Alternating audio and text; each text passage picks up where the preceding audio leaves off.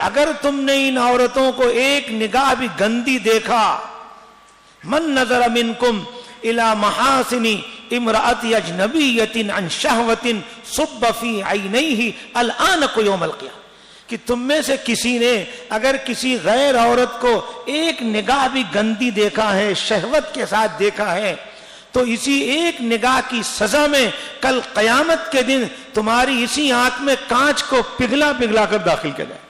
دیکھو ایک طرف مرد کو کہا جا رہا ہے، دوسری طرف عورت کو کیا کہا جا رہا؟ المرأۃ عورۃ، کہ عورت تو اصل میں چھپی رہنے کی چیز ہے۔ قرآن میں کہا جا رہا وقرن فی بیوتکن، کہ عورتیں تو گھروں میں ٹھہری رہیں۔ حدیث میں کہا جا رہا لیس للنساء نصیب فی الخروج الا مسترا، عورت کو گھر سے باہر نکلنے کا حق نہیں ہے سوائے اس کے کہ مجبور ہو جائے، کہ نہیں نکلے گی تو پریشان ہو جائے گی۔ اب نکل سکتی ہے مگر پردے کے ساتھ، برقعے کے ساتھ۔ فرمایا المرأۃ عورۃ، عورت تو اصل میں چھپی رہنے کی چیز ہے۔ فَإِذَا خَرَجَتْ، جیسی وہ گھر سے بے پردہ باہر نکلتی ہے، استشرفها الشیطان، شیطان اس کو اچک لیتا ہے۔ کیا مطلب؟ اس کے ذریعے لوگوں کو گناہوں میں مبتلا کرتا ہے۔ ابتدا کہاں سے ہوتی ہے؟ صرف بدنظری والے گناہ سے ہوتی ہے۔ اس بدنظری والے گناہ کو معمولی مت سمجھو میرے بھائیوں، تاریخ میں ایسے واقعات ہیں ابتدا صرف بدنظری والے گناہ سے ہوئی اور خاتمہ کفر پر ہوا۔ میں نے جو آیت پڑھی کمثل الشیطان والی، اس آیت کی تفسیر میں بنی اسرائیل کے ایک ایسے شخص کا واقعہ لکھا ہے کہ جو 70 سال سے عبادت کر رہا تھا اپنے عبادت خانے میں، اتنا پرہیزگار تھا کہ 10 دن میں 9 دن تو کنٹینیو روزہ اور 10ویں دن خالی ایک دن افطار کرتا تھا۔ ایسا پرہیزگار زاہد اور عابد، آخر میں اس کا خاتمہ کفر پر ہوا۔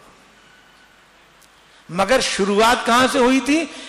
بنی اسرائیل کے ایک حسین سردار کی لڑکی کو اس نے بہکا کے اس کے پاس دم کرانے کے لیے بھیجا تھا، جاؤ تم حضرت سے دم کرا لو، اچھی ہو جاؤ گی۔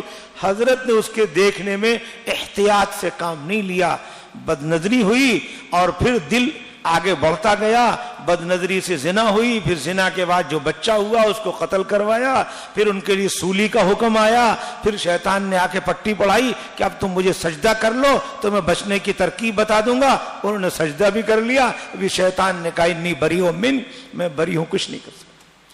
شروعات کہاں سے ہوئی تھی بولو؟ بدنظری والے گناہ سے۔ ترمذی میں روایت ہے حضور فرمانے فاتقوا الدنیا واتقوا النساء، دیکھو دنیا کے فتنے سے اور عورت کے فتنے سے بہت ڈرتے رہنا، بہت بچتے رہنا۔ پھر حضور نے فرمایا بنی اسرائیل میں سب سے پہلا جو زوال شروع ہوا، سب سے پہلا جو فتنہ شروع ہوا، وہ عورتوں کے ذریعے شروع۔